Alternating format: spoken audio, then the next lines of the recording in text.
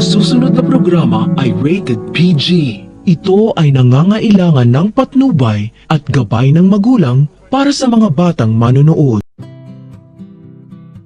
Abot langit ang kaba ni Annalyn nang mahawakan na niya ang cellphone ni Zoe dahil maghahanap siya ng ebidensya na may kinalaman si Zoe sa pagkawala ni Lolo Pepe. Pero mukhang ibang sikreto ang madidiskubre ni Annalyn sa pagkuha niya ng cellphone ni Zoe dahil nagulat siya nang biglang tumawag si Doc Carlos sa cellphone ni Zoe. Kaya lang hindi nasagot ni Annalyn ang tawag ni Doc Carlos dahil binaba na ito ni Carlos at si Doc Ray ang tinawagan niya para makausap si Zoe na nandyan na si Annalyn sa Apex. Kaya naalarma ng bongga si Zoe dahil naalala niya ang cellphone niyang naka-charge at hindi nga siya nagkamali dahil nakuha ni Annalyn ang kanyang cellphone.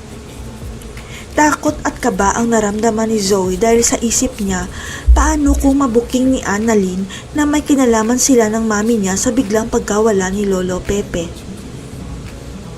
Wala namang kamalay-malay si Doc Carlos na napahamak na si Lynette dahil sa pangingialam niya kay Moira kaya inutusan ni Moira ang mga tauhan niya na saktan si Lynette.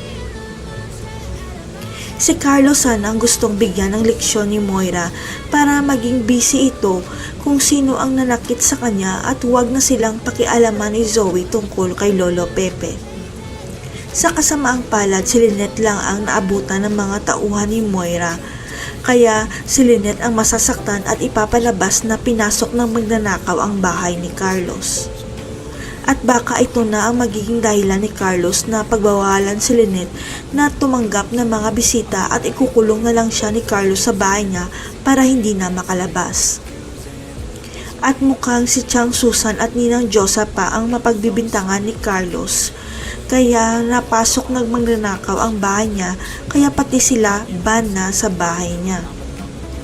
Habang si Zoe takot na takot dahil nilantad ni Annalyn sa buong Apex na may kinalaman siya sa pagkawala ni Lolo Pepe kaya mapipilitan siyang ibigay ang cellphone niya kay Doc RJ.